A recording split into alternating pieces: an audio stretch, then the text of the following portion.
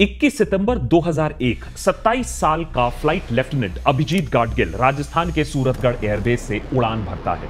वैसे तो यह फ्लाइट एक रूटीन एक्सरसाइज का हिस्सा होता है जो पायलट्स को रात के वक्त टैक्टिकल मैनूवर्स प्रैक्टिस करने के लिए डिजाइन किया गया था, लेकिन उड़ान भरते ही उसके सिर्फ 33 सेकंड के अंदर अंदर लेफ्टिनेंट गाडगिल का MiG-21 फाइटर अनजान कारणों के वजह से नोज डाइव करता हुआ राजस्थान के रेत पर जाकर क्रैश कर जाता है। इस दुखद घटना में लेफ्टिनेंट गाडगिल की मौत हो जाती है। इंडियन एयरफोर्स इस क्रैश के बाद एक कोर्ट ऑफ इंक्वायरी लॉन्च करती है और अभिजीत के फैमिली मेंबर्स एक मुहिम लॉन्च करते हैं।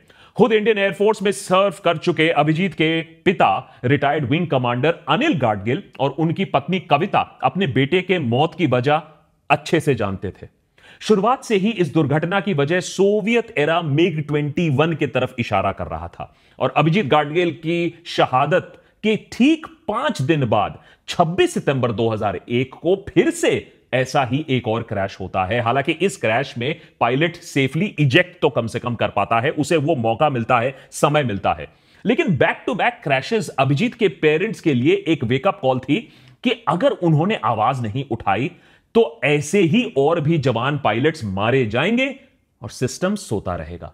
सितंबर 2001 तक MiG-21 जेट्स पर ऑलरेडी फ्लाइंग कॉफिन का टैग लग चुका था, क्योंकि इन जेट्स ने तब तक इंडिया में ही 100 से ज्यादा पायलट्स की जानें ले ली थी।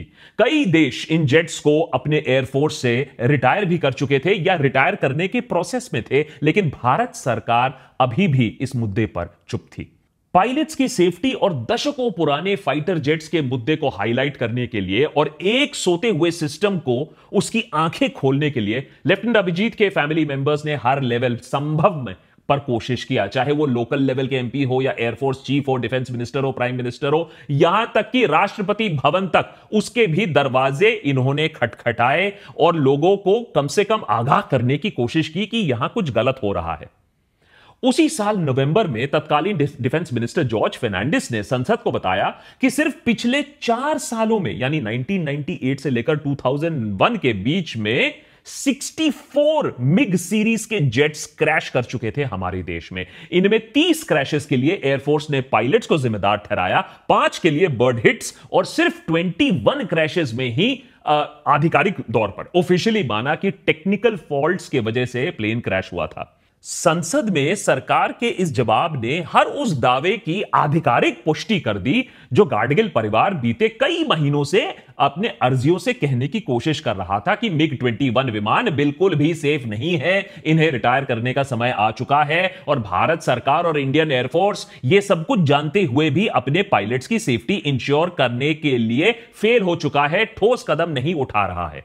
उल्टा ज्यादातर केसेस में ऐसा हो रहा था कि जेट की टेक्निकल फॉल्ट को छिपाने के लिए पायलट पर दोष दे दिया जा रहा था। लेकिन अब और नहीं, जल्द ही मीडिया की नजर गाडगिल परिवार पर पड़ती है और देखते ही देखते उनकी कोशिश एक नेशनल कैंपेन बनने लगती है। लेकिन अभी गाडगिल परिवार की बातें घर घर पहुंची भी नहीं थी कि उनके बेटे के साथ वही होता है, वही बर्ताव होता है जिसके खिलाफ उन्होंने मोर्चा खोला हुआ होता है, लोगों को आगाह करने की वो कोशिश कर रहे थे। मार्च 2003 अभिजीत की मां मिसेस कविता गाडगिल को एयरफोर्स हेडक्वार्टर से एक लेटर आता है। इस लेटर में एयर मार्शल अशोक गोयल कहते हैं कि गाडगिल फैमिली की जो कैंपेन है उसकी वजह से एयरफोर्स को उसकी बहुत बदनामी हो रही है और उसके ऊपर से जो यंग पायलट्स हैं वो डीमोरलाइज हो रहे हैं। इतना इल्जाम जो लगाया जा रहा है, बेसिकली आज की भाषा में अगर बोले तो उन्हें बोला गया ये अर्बन नक्सल टुकड़े टुकड़े गैंग वाला व्यवहार मत करो, इतनी नेगेटिविटी देश में मत फैलाओ। और साथ ही साथ विमान दुर्घटना का जो दोष है उनके बेटे पर डाल दिया जाता है। एयरफोर्स की कोर्ट ऑफ इंक्वायरी ने बहुत कन्वीनियंटली सितंबर 21, 2001 का सूरतगढ़ क्रैश को स्पेशल डिसोरिएंटेशन पर ब्लेम कर दिया।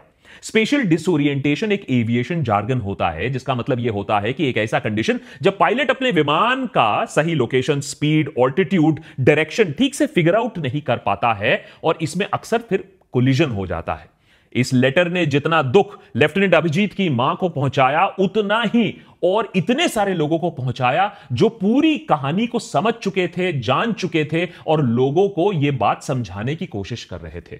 देखते ही देखते दिल्ली में प्रोटेस्ट शुरू हो जाते हैं। अभिजीत के family, friends, young aspiring pilot, student सब एक साथ आकर सरकार से एक्शन की मांग करते हैं। 2 साल के स्ट्रगल के बाद फाइनली अभिजीत की मां को एक और चिट्ठी आता है, इस बार सीधा एयरफोर्स चीफ से। एयर चीफ मार्शल एसपी त्यागी एयरफोर्स के पिछले लेटर के लिए माफी मांगते हैं, उस लेटर को रिकॉर्ड से एक्सपंज करने का वायदा करते हैं और साथ ही साथ उनके बेटे अभिजीत गाडगिल के उनके MiG-21 क्रैश का ब्लेम भी क्लियर कर देते हैं। एयर चीफ मार्शल त्यागी ने मिसेस गाडगिल को बताया कि कोर्ट ऑफ इंक्वायरी रिपोर्ट ने उनके बेटे के क्रैश का most probable cause spatial disorientation बताया तो था, जो कि कंक्लूसिव नहीं था। एयरफोर्स चीफ ने आगे लिखा कि फर्दर इंक्वायरी में पाया गया कि उस क्रैश की वजह ट्रिम रनवे था। ट्रिम रनवे एक तरीके का टेक्निकल फॉल्ट होता है जब एयरप्लेन का ट्रिम सिस्टम, जो कि पायलट्स को बेहतर कंट्रोल और मैन्यूवर करने के लिए हेल्प करता है, यह सिस्टम ठीक से काम करना बंद कर देता है। ऐसे में एक मेजर क्रैश का चांस बहुत ज्यादा बढ़ जाता है। लगभग 4 सालों की लंबी लड़ाई के बाद फाइनली कविता जी के पास एयरफोर्स का फॉर्मल अपॉलॉजी आता है, लेकिन उनकी लड़ाई अभी तक खत्म नहीं होती है, क्योंकि जो मिग एयरक्राफ्ट है, जो फ्लाइंग कॉफिन है, वो अभी भी एयरफोर्स का मेन स्टे एयरक्राफ्ट था और उनको ऑफिशियली रिटायर करने की बात जो कही गई थी वो अभी भी सालों दूर थी। फ्लाइट लेफ्टिनेंट अभिजीत गाडगिल और उनकी फैमिली के स्ट्रगल से ही इंस्पायर्ड हुई थी 2006 की ब्लॉकबस्टर मूवी रंग दे बसंती, जिसके थ्रू राकेश ओम प्रकाश मेहरा ने मिग के सेफ्टी इशू के बारे में बहुत बात की थी। उनकी जो इंफीरियर मैन्युफैक्चरिंग और स्पेयर पार्ट्स के बारे में खूब डिटेल में बात की थी। पिक्चर ने बाय द वे करोड़ों रुपए कमाए, लोगों का दिल भी जीत लिया, लेकिन इस सब के बाद भी एयरफोर्स को अभी भी वही दादा आजम का MiG-21 2 और दशक तक झेलना पड़ा। इनफैक्ट आज इस सब के 25 साल बाद जब हम इस एपिसोड को बना रहे हैं, आज भी हमारे एयरफोर्स में करीबन 25 MiG-21 सर्विस में है। MiG-21 बाइसन, ये आप कह लीजिए तो लेटेस्ट जनरेशन ऑफ MiG-21s हैं। ये फिलहाल स्क्वाड्रन 23 में अभी शामिल है और इस साल 19 सितंबर को चंडीगढ़ में एक ऑफिशियल सेरेमनी के बाद इन्हें रिटायर किया जाएगा। इत्तेफाक की बात यह भी है कि लेफ्टिनेंट अभिजीत भी अपने क्रैश के वक्त स्क्वाड्रन 23, जिसे पैंथर्स कहा जाता है, उसी में शामिल थे, इस ग्रुप का हिस्सा थे। उनकी शहादत से लगभग 24 साल बाद अब फाइनली एयरफोर्स इन जेट्स को अलविदा कहने वाला है। लेकिन इतनी पुरानी एयरक्राफ्ट को बाय बाय कहने के बाद भी कोई ज्यादा जश्न मनाने की जरूरत नहीं है और ना कोई सेलिब्रेट कर रहा है, क्योंकि खराब सेफ्टी रेटिंग के बावजूद, एक रेप्यूटेशन डैमेज के बावजूद, सच तो यही है कि MiG-21 हमारी एयरफोर्स की रीढ़ की हड्डी थी दशकों से। अपने 60 सालों से भी ज्यादा लंबे सर्विस रिकॉर्ड में इन जेट्स ने हमें 1 नहीं 2 नहीं बल्कि 3 बड़े युद्ध जीतने में मदद की है। और अपने बुढ़ापे में भी 2019 में बालाकोट स्ट्राइक्स के बाद MiG-21 को पाकिस्तान के खिलाफ इस्तेमाल किया गया था। ऑपरेशन सिंदूर के समय भी इस लास्ट मिग स्क्वाड्रन को भी ऑपरेशनल अलर्टनेस पे रखा गया था, तो आप समझ लीजिए कि हम कितना डिपेंड करते हैं MiG-21 पर। 1963 में इंडियन एयरफोर्स के साथ अपना सफर शुरू करने के बाद आज 62 साल बाद अपना सफर खत्म कर रही है MiG-21 ने, और हर संकट की घड़ी में इस एयरक्राफ्ट ने, इस फाइटर ने हमें दुश्मनों से बचाया है और हमें एक स्ट्रेटेजिक एज भी दिया है बैटलफील्ड में। फिर चाहे वो 1965 का वॉर हो या 1971 का बांग्लादेश लिबरेशन वॉर हो या 1999 का कारगिल युद्ध हो, हर बार MiG-21 ने देश को यह बताया कि कई कमियों के बावजूद वो हर क्राइसिस के समय में you can rely on this aircraft. और यह कहानी सिर्फ इंडिया की नहीं है। Soviet designed MiG-21 fighter aircraft aviation के इतिहास में आज तक का सबसे ज्यादा बनाया गया सुपरसोनिक फाइटर जेट है। मिकोयान गुरेविच 21 या MiG-21 यह अपनी पहली उड़ान आज से 70 साल पहले भरती है 16 जून 1955 में। तब से लेकर आज तक इस फाइटर जेट को अलग अलग वेरिएशंस में 11,000 से ज्यादा बार बनाया गया है। इस एयरक्राफ्ट का निर्माण हो चुका है 11,000, 4 कॉन्टिनेंट्स में, लगभग 60 से भी ज्यादा देशों की एयरफोर्सेस में आप इस जेट को पाएंगे, जो दुनिया की सबसे वाइडली यूज्ड फाइटर जेट भी बन जाता है। इंडियन एयरफोर्स का MiG-21 के साथ रिश्ता साल 1963 में शुरू होता है, जब इन्हें पहली बार सोवियत यूनियन से खरीदा जाता है। भारत भारत के साथ 1955 से ही चल रहे स्ट्रेटेजिक पार्टनरशिप को ध्यान में रखते हुए सोवियत यूनियन ने हमें ये नए MiG 21 cutting edge fighter jets को बहुत ही ज्यादा फेवरेबल टर्म्स पर बेचे थे। आगे जाकर हिंदुस्तान एरोनॉटिक्स लिमिटेड के जरिए इन एयरक्राफ्ट्स का लाइसेंस प्रोडक्शन भी इंडिया में शुरू हो जाता है। उस वक्त किसी ने नहीं सोचा था कि ये जेट्स इतने रिलायबल साबित होंगे कि आगे 25 सालों में ऐसे 874 से ज्यादा मिग 21 आईएफ में शामिल किए जाएंगे। इनमें से अबाउट 650 एयरक्राफ्ट HAL हमने खुद हमारे HAL ने बनाए 3 वेरिएंट्स में, MiG 21 FL, MiG 21 M, MiG 21 BIS। Bharat के इतिहास में अभी तक कोई भी फाइटर जेट इन नंबर्स के आसपास भी नहीं आया है जो मिग 21 ने अचीव किया था। इस रेस में दरअसल अगर आप नंबर 2 की बात करें तो वो सुखोई Su-30 MKI आता है, जिसका अभी तक अबाउट 272 एयरक्राफ्ट प्रोडक्शन हो चुका है। लेकिन ऐसा क्या खास है इन जेट्स में? दूसरे विश्व युद्ध के बाद जब दुनिया सुपरसोनिक जेट इंजन्स के युग में कदम रख रही थी, तब यूएसएसआर इस रेस में लीड करना चाहती थी। उन्होंने अपना पहला सुपरसोनिक फाइटर जेट बनाया मिग 19, लेकिन उसमें कुछ मेजर डिजाइन और टेक्निकल फ्लॉज निकले। तब तक अमेरिका बाजी मार लेती है। उसने अपना पहला supersonic fighter F-100 super sabre मैदान में तैनात कर दिया। यूएसएसआर के पास अब 2 चैलेंजेस थी। न सिर्फ मिग 19 को सुधारना था, बल्कि अब अमेरिका के नए F-100 से बेहतर उसे बनाना था। इस दौरान वेस्ट में कई देश अपने फाइटर्स डेवलप करने लगते हैं, जैसे लॉकहीड F-104 स्टार फाइटर जो माक 2 स्पीड तक, माने साउंड के स्पीड से डबल स्पीड पकड़ सकता था। फ्रांस का मिराज 3 जो कि एक फुल डेल्टा विंग डिजाइन के साथ आता था। ब्रिटेन भी अपना इंग्लिश इलेक्ट्रिक लाइटनिंग जैसा हाई परफॉर्मेंस इंटरसेप्टर बना रहा था। यूएसएसआर पर हर तरफ से प्रेशर था। इसी प्रेशर से बनता है दुनिया का पहला मिग 21, एक छोटा, हल्का लेकिन ultra fast delta wing interceptor जो माक 2 तक की स्पीड्स पकड़ सकता था। मिग 21 का प्राइमरी रोल था एक पॉइंट डिफेंस इंटरसेप्टर। इसका मतलब तुरंत स्क्रैम्बल करके एनिमी बॉम्बर्स को इंटरसेप्ट करना और फिर तुरंत बेस वापस आ जाना। इसीलिए इसमें जो फ्यूल रेंज है कम है, लेकिन स्पीड और क्लाइंब रेट इसीलिए जबरदस्त है। इसका सिंगल नोज और एयर इनटेक डिजाइन सिंपल है और इफेक्टिव है, लेकिन कुछ कमियां भी थी ऑब्वियसली। इसमें एक बड़ी दिक्कत तो यह थी कि अगर कोई फ्लाइंग ऑब्जेक्ट जैसे बर्ड इंजन में घुस जाता है तो इंजन तुरंत आग पकड़ सकता है। इसके सिंगल नोज डिजाइन की वजह से नोज पर यूजुअली बैठने वाला रेडार इक्विपमेंट बहुत छोटा बनाया गया। इसी के वजह से मिग 21 का रेडार काफी लिमिटेड कैपेबिलिटी का माना जाता है और एयरक्राफ्ट को ग्राउंड कंट्रोल के सिग्नल्स पर ज्यादा निर्भर करना होता है। कॉकपिट से जो विजिबिलिटी है वो भी काफी खराब मानी जाती है। कॉम्बैट में पायलट को दुश्मन को देखने के लिए भी एयरक्राफ्ट को एक्टिवली मैन्यूवर करना पड़ता है, चाहे इसे करने से टैक्टिकल सिचुएशन में उसको मुश्किलें आ जाए, दिक्कत हो जाए, अपने आप को एक्सपोज हो जाए, वो वनरेबल बन जाए। इसकी जो इंटरनल फ्यूल कैपेसिटी भी थी वो बहुत लिमिटेड थी, जो इसके रेंज को काफी कम बना देती थी। लेकिन लिमिटेशंस के बावजूद ये जेट अपने समय के लिए काफी छोटी, काफी तेज, काफी एडवांस मानी जाती थी। छोटे साइज की वजह से उसे विजुअली स्पॉट करना भी मुश्किल होता था। डिजाइनर्स ने जानबूझ के इसका इंजन, इसके कंट्रोल, वेपन्स और एवियोनिक्स को सिंपल रखा था ताकि इसका प्रोडक्शन और मेंटेनेंस कॉस्ट कम रहे। मकसद था ऐसे हजारों सस्ते और रिलायबल मिग 21 से आप आसमान को भर दो और अपने एनिमी को ओवरवेल्म कर दो। सिंपल भाषा में समझाएं, जैसे इन्फेंट्री के लिए AK-47 होता है, बहुत ज्यादा भी टेक्निकली एडवांस नहीं है लेकिन बहुत ही ज्यादा रिलायबल है। वैसे ही फाइटर ये मिग 21 एविएशन का AK-47 होने वाला था। जल्द ही ये एयरक्राफ्ट भारत में आने लगे। उधर पाकिस्तान वो भी चुप नहीं बैठने वाला था। उस वक्त उसने अमेरिका को बहला फुसलाकर अमेरिकन जेट सिक्योर कर लिए। 1965 में जब भारत पाकिस्तान युद्ध में ये जेट्स आमने सामने आए तो एक सीधी लड़ाई MiG 21 versus American F-104 star fighter के बीच बन गई।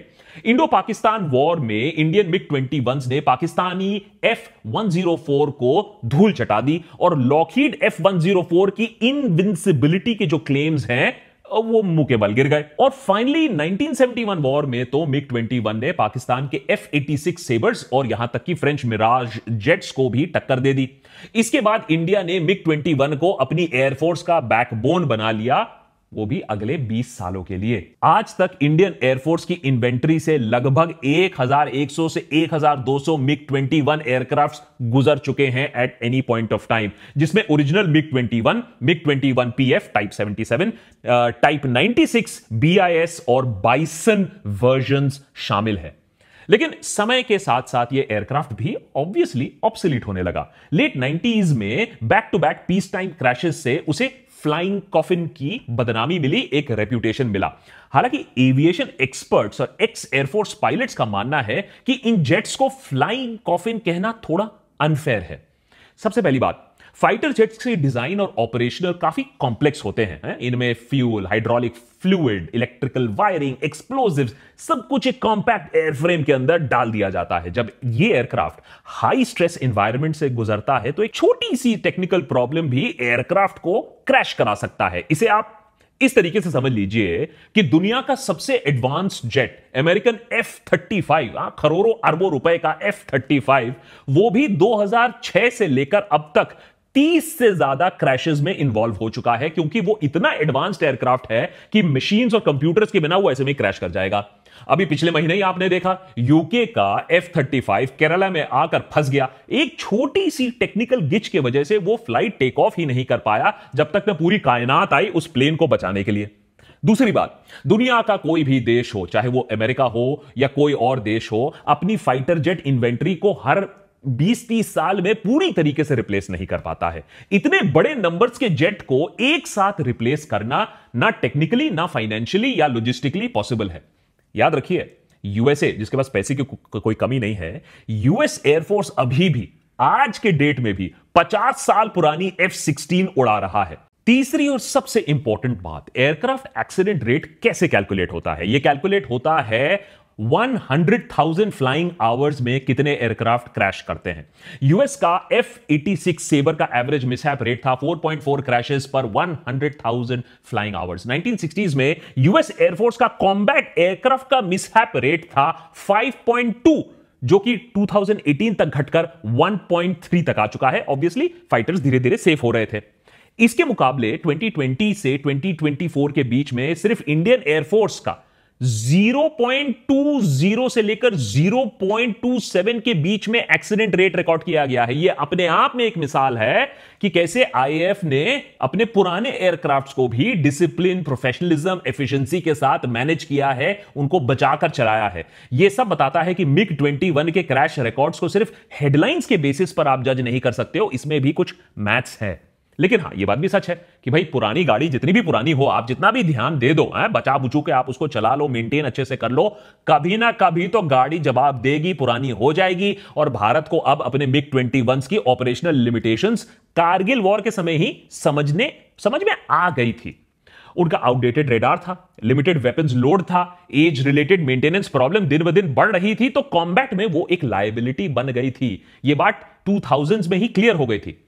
वैसे बता दें कि उस वक्त हमारी एयरफोर्स आज के मुकाबले बेटर पोजीशन पे थी। लगभग 39 स्क्वाड्रंस ऑपरेशनल थी, लेकिन तब भी 42 रिक्वायर्ड हमारी जो स्ट्रेंथ है उससे हम पीछे थे। उसके कंपैरिजन में आज आप हमारी हालत देख लो। अब मिग 21 के जाने के बाद हमारे पास सिर्फ 29 स्क्वाड्रंस बाकी रहेंगी इतने बड़े देश के डिफेंस के लिए, जो कि पाकिस्तान के 24 स्क्वाड्रंस के आसपास है। शर्म की बात है, चाइना तो दूर, 5th-6th जनरेशन फाइटर्स तो दूर, अब फाइटर जेट नंबर्स में हम पाकिस्तान के साथ कंपटीशन कर रहे हैं। सवाल अगर ऐसा करो, डेटा अगर ऐसा दिखाओ, तो पॉलिटिकल पार्टीज के बीच में गहमा गहमी हो जाएगी, ब्लेम गेम शुरू हो जाएगा। आपको तो वैसे भी एंटी नेशनल कह देंगे। लेकिन फैक्ट तो यह है कि एयरफोर्स को सारे पॉलिटिकल पार्टीज और सारे पॉलिटिकल लीडर्स ने धोखा दिया है। सालों से डेलिब्रेशंस करने के बाद, डिले करने के बाद, मंथन करने के बाद, चिंतन करने के बाद, उस समय की 2007 में यूपीए सरकार ने अनाउंस किया medium multi role combat aircraft यानी MMRCA कंपटीशन। यह भारतीय वायुसेना के लिए एक गेम चेंजिंग मोमेंट होने वाला था। क्यों? क्योंकि प्लान यह था कि 126 advanced 4.5 generation fighter jets Bharat खरीदेगा, जिसके लिए सरकार ने $6.4 बिलियन या उस समय का मान लीजिए 55,000 करोड़ रुपीस एलोकेट किया गया था। दुनिया भर के एयरक्राफ्ट मैन्युफैक्चरर्स इसको देख रहे थे, उनकी लार टपक रही थी, क्योंकि यह इतना बड़ा एक डील होने वाला था। लेकिन अनफॉर्चुनेटली बहुत सारे कॉम्प्लिकेशंस और सारी इंटरप्शंस और लोगों की पॉलिटिक्स के बाद 2015 में, इतने सालों बाद जाकर 2015 में तत्कालीन डिफेंस मिनिस्टर मनोहर पारिकर ने यह अनाउंस कर दिया कि एमएमआरसीए टेंडर इफेक्टिवली मर चुका है, इट इज डेड। और उसके बाद जल्द ही इंडिया ने ऑफिशियली 126 एयरक्राफ्ट एमएमआरसीए टेंडर को ग्लोबल मार्केट से विड्रॉ कर लिया।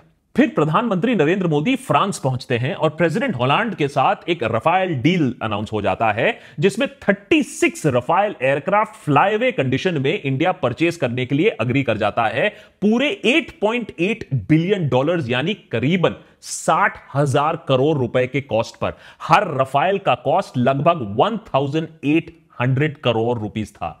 आप सोचिए, एक तरफ 126 हम जेट्स खरीदने वाले थे 55,000 करोड़ रुपए में, और अब हमें बदले में क्या मिल रहा था? सिर्फ 36 रफाल जेट्स 60,000 करोड़ में।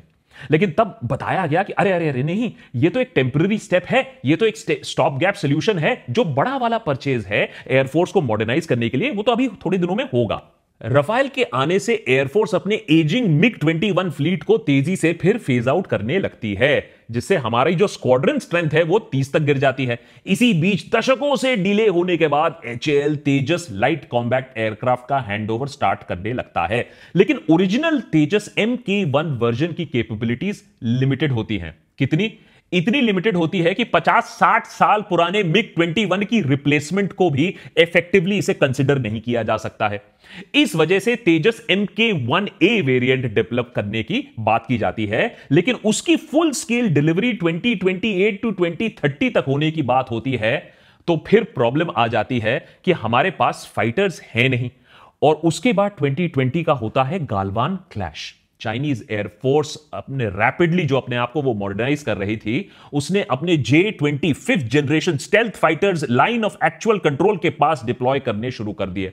कुल मिलाकर कुछ 200 से 250 4th और 5th generation fighters Chinese jets India के अगेंस्ट पोजीशन कर दिए जाते हैं, डिप्लॉय कर दिए जाते हैं। उधर पाकिस्तान भी चाइना के मदद से कंटिन्यूअसली अपनी फ्लीट को मॉडर्नाइज कर रहा होता है। अब हाल यह है कि रिपोर्ट्स की माने तो चाइना पाकिस्तान को 40 अपने 5th generation J-20 aircraft supply करने वाला है। भारत के पास अभी भी एक भी 5th जनरेशन फाइटर नहीं है, और हम उसके आसपास भी नहीं है। इनफैक्ट हमारा इंडिजिनस 5th जनरेशन फाइटर अभी हम उससे एक दशक दूर हैं। उसके ऊपर हमारे इंडियन एयरफोर्स में दूसरे फ्लाइंग कॉफिन्स भी बन रहे हैं। 50-60 साल पुराने जैगवार एयरक्राफ्ट्स भी हम अभी भी उनको फ्लाई कर रहे हैं। अब अक्सर वो भी क्रैश करने लगे हैं। इसी साल एयरफोर्स को अपने एडवांस लाइट हेलीकॉप्टर ALH ध्रुव को पूरी तरीके से ग्राउंड रखना पड़ा कुछ महीनों तक ड्यू टू सेफ्टी इश्यूज। तो हालत तो बद से बदतर ही बन रही है। अब बचे खुचे 25 MiG-21 भी सितंबर में रिटायर हो जाएंगे, लेकिन उनका रिप्लेसमेंट अभी तक फुली अवेलेबल नहीं है। 83 तेजस MK1A जो ऑर्डर दिया गया था 2024 से हर साल 24 LCA तेजस मिलने की उम्मीद थी एयरफोर्स को, अभी तक डिलीवरी शुरू नहीं हुई है। आलम यह है कि इंडियन एयरफोर्स के चीफ खुलेआम HAL को खरी कोटी सुना रहे हैं कि भैया डेडलाइन पर डेडलाइन निकल जा रहा है, तुम हर बार मिस कैसे कर सकते हो। और प्रॉब्लम हम में भी है। आर्मी के बारे में, एयरफोर्स के बारे में हम गलत कुछ नहीं सुनेंगे, एक शब्द नहीं सुनेंगे, लेकिन उनकी दिक्कतों के बारे में भी हम ध्यान नहीं देंगे, हम उन्हें भी नहीं सुनेंगे। नेतागण फौज के नाम पर वोट बटोरने पर तो एक्सपर्ट बन गए हैं, लेकिन जब बात आती है उनके लिए नए एयरक्राफ्ट्स का इंतजाम करने के लिए या फोकस करने के लिए कि हमारा इंडिजिनस एयरक्राफ्ट क्यों नहीं बन रहा है, तब वहां भूल जाते हैं। और भाई पॉलिटिक्स तो इतना इंपॉर्टेंट होता है कि हम उनकी शहादत में भी शामिल नहीं होते हैं। कोई नहीं जाता है जब कोई पायलट मारा जाता है। आज पुराने या कमजोर फाइटर जेट्स के भरोसे IAF चल रहा है। हमारे पायलट्स की ट्रेनिंग और उनके जज्बे पर फोर्स चल रहा है। दरकार यह है कि सरकार, as a matter of fact सारी पार्टीज एक साथ आए। भाई ये कोई पार्टीजन इशू तो है नहीं, और ना ये कोई पॉलिटिकल इशू है, ये तो देश का मुद्दा है। ये बाय पार्टीजन एक कमिटी बैठाकर ये बोला जाए कि कैसे लेटेस्ट फाइटर्स हमारे फोर्सेस को मिलने चाहिए, और यह भी पता लगाना चाहिए कि इसरो हमें मंगल तक पहुंचा सकता है, तो DRDO इतनी दिनों से, इतने सालों से फेल क्यों हो जा रही है हमें एक बेहतरीन फाइटर देने में। MiG-21 ने जितना करना था उतना कर दिया। सवाल यह है कि अब अगला हमारी रक्षा कौन करेगा?